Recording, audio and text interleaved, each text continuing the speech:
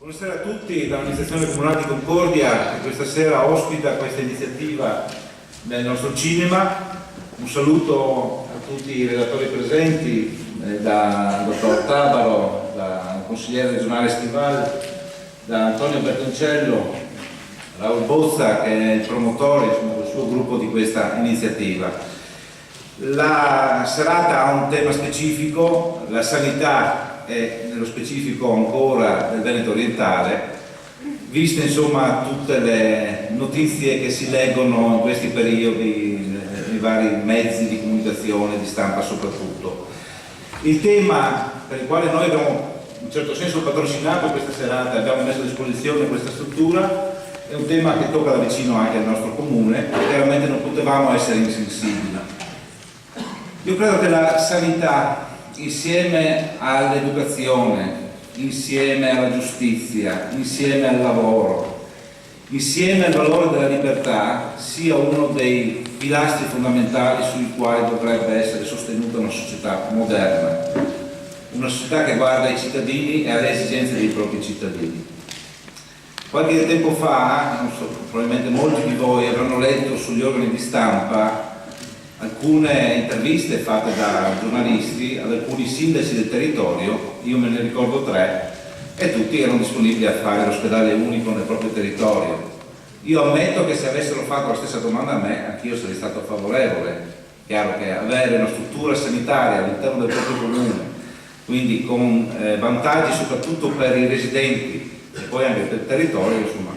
sia sciocco per ogni amministratore pubblico non volerlo.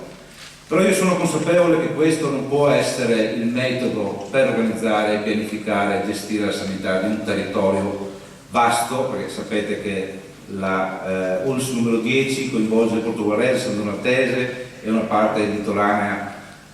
iesolana, quindi un territorio ampio di più di 20 comuni. Ecco, ripeto, non credo che proporsi come territorio disponibile a erigere un ospedale sia la soluzione migliore. Il tema della sanità, come dicevo prima, è un tema importante che dovrebbe innanzitutto vedere partecipi, coinvolti in maniera ampia tutte le forze politiche in primis e tutte le parti sociali, proprio perché le decisioni questo campo sono importanti per il bene e la salute del cittadino. Allora io lascio adesso la parola agli oratori con questo messaggio.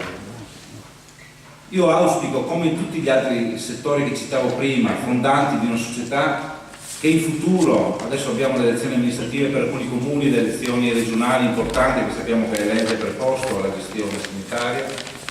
ecco, auspico che dopo il 28-29 di aprile e di marzo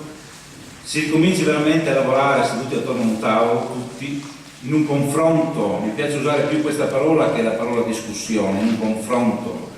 dove debbano prevalere i principi, i valori per i quali una società moderna è chiamata a rispondere, dove debbano essere individuati i bisogni primari. Io credo che se dico che la prima cosa sotto aspetto sanitario è quella di garantire dei pronti soccorsi che siano veloci nell'intervenire, una gestione sanitaria che preveda una diagnostica di base veloce con risposte immediate, perché sappiamo che la prevenzione è importante prima della cura, eliminare le varie code che quotidianamente vediamo nei nostri ospedali, nei nostri ambulatori. Questo penso siano obiettivi importanti sui quali iniziare a lavorare. Dopo bisogna però ragionare sulle strutture ospedaliere vere e proprie. Allora l'auspicio è questo: troviamoci, qualsiasi forza politica, le parti sociali, ragioniamo in maniera corretta perché le scelte future siano le più giuste, perché soddisfino i bisogni principali dei cittadini. Qua siamo chiamati tutti alla responsabilità, politici, gli amministratori, sindacati, anche gli operatori sanitari, magari partendo da una corretta gestione delle assunzioni fatte con concorsi trasparenti che premino i più meritevoli, e partiamo anche da chi opera poi negli ospedali. E vi lascio con questa battuta, permettetemela: Se al posto del ponte fra la Calabria e la Sicilia noi erigessimo una statua che si contrapponga a quella della libertà in America e che fosse intitolata La responsabilità, probabilmente avremmo tutti da guardare verso quella direzione. Grazie e buona serata.